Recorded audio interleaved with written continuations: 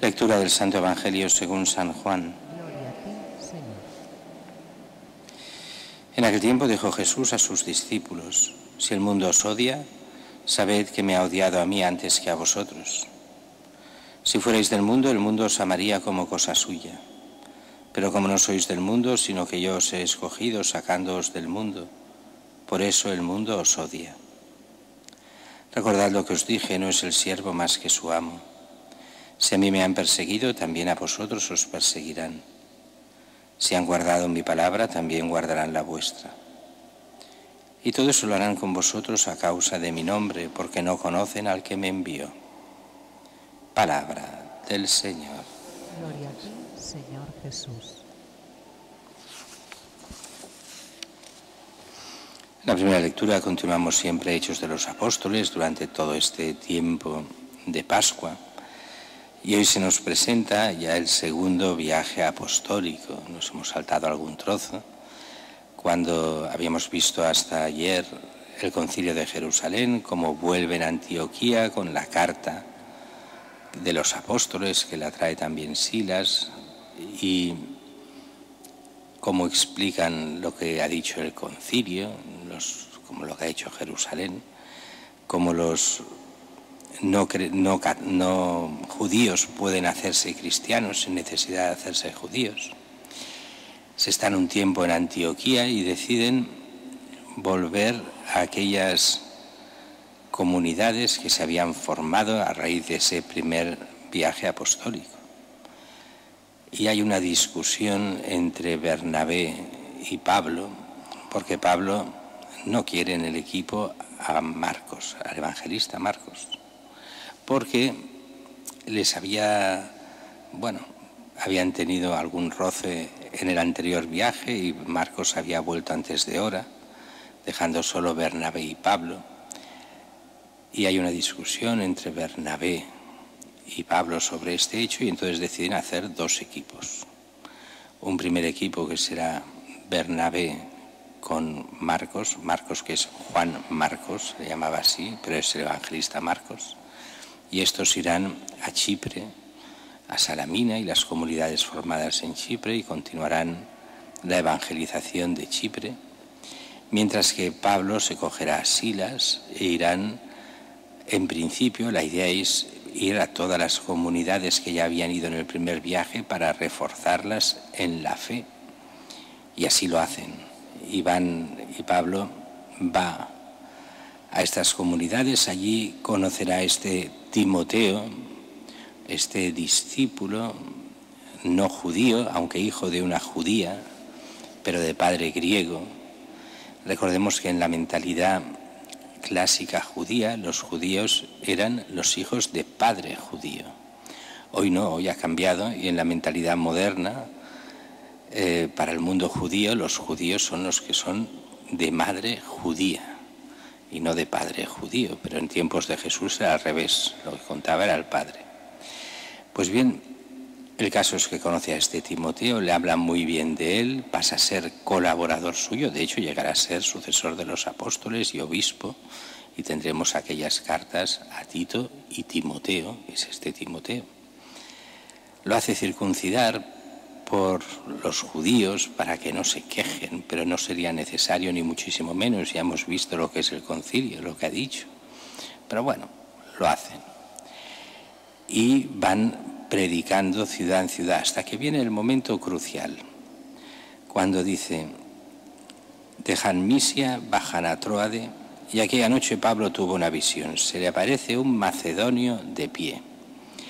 Macedonios eran, hoy Macedonia es un estado al norte de Grecia, pero en realidad es lo que hoy llamaríamos Grecia.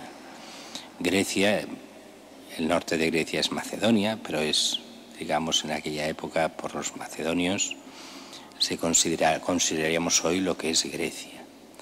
Pues bien, pasa a Macedonia y ayúdanos. Lo ve como una acción de Dios, esa visión, y deciden ir a Grecia. Será un hito histórico, porque pasar a Grecia quiere decir entrar en Europa, están en Asia, y allí será la primera vez que los apóstoles pisen Europa. Será Pablo con Silas y empezará la evangelización de Europa, pero eso lo veremos en los próximos días. Mientras que el Evangelio de hoy, reflexiones que hace Jesús en la última cena, en el capítulo 15 de San Juan. Está hablando de su pasión y su muerte. Está en un momento difícil que poco entenderían a veces los apóstoles, alguna cosa así y otra menos. Si el mundo os odia, sabed que antes me ha odiado a mí. Como sabéis muy bien, hoy hay dos tipos de odio. El odio real, o sea, el odio provocado.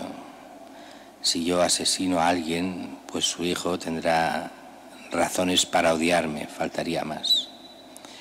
No digo que sea bueno odiar en ningún caso, pero tendrá razones. Si yo hago el mal a alguien, pero un mal real, pues hay razones para odiar al que te ha hecho el mal. Otra cosa es que tenga que venir la gracia y hemos de aprender a amar y no a odiar, ¿de acuerdo? Pero dice, pero si el mundo os odia, y os odia con muchas razones, pero sin razón, o sea, por el hecho de ser cristianos, y entonces ahí se mezclan no sé cuántas cosas, un odio irracional y no sé cuántas tonterías, y complejos de la gente y no sé cuántas cosas. Si os odia, tranquilos, primero me ha odiado a mí, dice el Señor, antes que a vosotros. Si fuerais del mundo, el mundo os amaría como cosa suya, pero como no sois del mundo, sino que yo os he escogido, por eso el mundo os odia. ¿Qué quiere decir eso? Pues eso va contra una mentalidad muy común de muchos cristianos de hoy. Nosotros somos muy buenos, hemos de estar con el mundo nos ha de amar porque nosotros somos buenos y nosotros encajamos con el mundo de hoy. Para que dices que no has entendido nada, que si eres cristiano de verdad y la Iglesia de verdad cree, tranquilos que vendrán las persecuciones, tranquilos que os odiarán. Algunos apreciarán lo que habréis hecho, otros no. Pero que habrá un odio. Esto un santo se lo decía a sus monjas hace ya algunos siglos. Decían, tranquilas, que aquellos que hacéis el bien, aquellos a los que hacéis el bien, no os lo perdonarán. Y quedaban sorprendidas y decían, no, es que todo lo que se hace por Cristo, habrán algunos que lo agradecerán y habrá muchos que os odiarán por hacerlos porque les habéis hecho el bien. Es muy curioso que, por ejemplo, cuando hubo la quema de iglesias de Barcelona, la primera no, ha habido en muchas épocas, en la Semana Trágica y después el año 34, antes de la guerra, las iglesias que más quemaban eran las que estaban más al lado del pueblo, las que tenían más acción social, las que ayudaban más a los pobres. Pues venían los de la izquierda a quemarlas. No puede ser que la Iglesia haga el bien, la Iglesia es mala. Si hace el bien a los pobres, nos roba a los pobres, así que la quemamos. Esa era la mentalidad, tanto no de todas las iglesias, algunas quemaban por quemarlas y punto, pero en muchas pasó eso. Muchas veces el que hace bien se odia, y se le odia porque yo no lo hago. Es un poco como se ha visto también ya hace años. Cuando uno tenía una familia era numerosa, pues había gente que le criticaba en la cara, ¿con qué permiso tienes 4, 5, 6 hijos? Si yo solo tengo 2, tú no tienes por qué tener más. Y entonces se inventaban todo, que vas contra la ecología, que vas contra el mundo, que vas contra la política malthusiana, que el mundo se acabará por tu culpa, que todos los males. Y entonces empezaban a decir, y por eso no tendríais que tener ayudas de nada, porque sois una carga para la sociedad. Lo que es un bien se transforma en un mal para la sociedad. Cristo, que es el único bueno, se transforma en el malo. Si el mundo os odia, sabed que primero me ha odiado a mí. No es mayor el siervo que su amo. Si a mí me han perseguido, también a vosotros. Y a veces, ¿por qué no nos persiguen? Porque no seguimos el Evangelio. Si nos adaptamos al mundo y somos como el mundo, no nos perseguirán.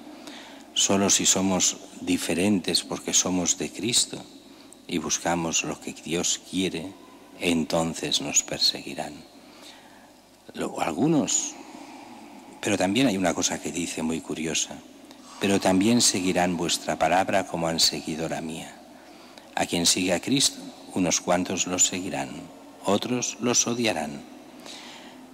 Pero esa es la labor de la Iglesia, anunciar a Cristo, anunciar la verdad, llevar el bien para que aquellos que se dejen puedan llegar a la vida eterna y aquellos que se mueven solo por el odio, pues persigan a la Iglesia de tal forma que muchos otros puedan llegar a salvarse.